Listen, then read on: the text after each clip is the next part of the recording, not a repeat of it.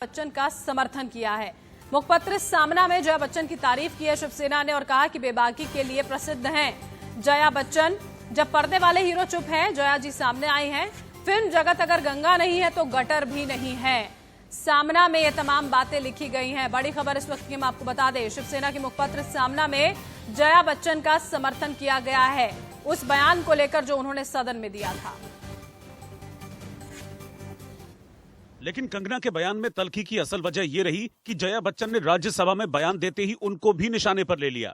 जिस थाली में खाते हैं उसमें छेद करते हैं, गलत बात है sir. People who have made their name in this film industry have called it a gutter. I completely disagree and I really disassociate, and I hope the government tells these people who have made their earning, name and fame in this industry to stop using such language. Jaya Bachchan ने खुलकर कंगना रनौत का नाम नहीं लिया, लेकिन उनका इशारा उस ट्वीट की ओर था जिसमें कंगना ने फिल्म इंडस्ट्री को गटर बताया था। कंगना ने पीएमओ को टैग करते हुए ट्वीट किया था, अगर नारकोटिक्स कंट्रोल ब्यूरो बॉलीवुड की जांच करता है तो पहली पंक्ति के कई सितारे सलाखों के पीछे होंगे।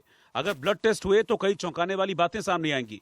उम्मीद है कि प्रधानमंत्री जी स्वच्छ भारत मिशन के तहत बॉलीवुड जैसे गटर को साफ करेंगे।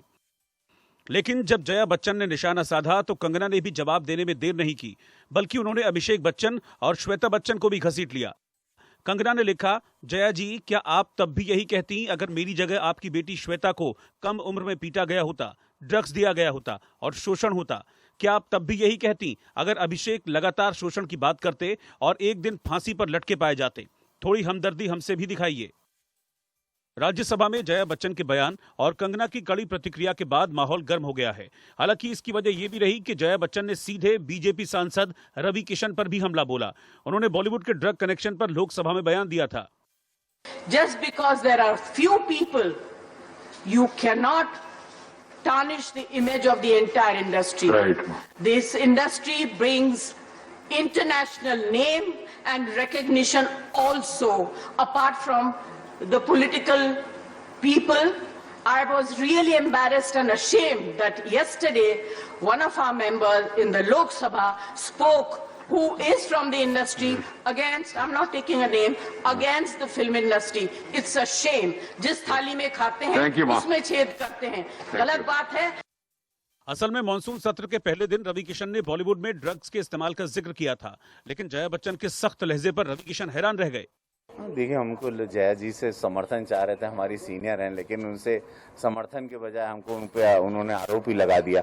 मैं अपनी इंडस्ट्री को बचाने की बात कर रहा था। जया जी, मैं अपनी इंडस्ट्री की युवाओं को बचाने, आने वाली पीढ़ी को, आप हमारी सीनियर हैं, आपका मार्गदर्शन मिलता है इसमें।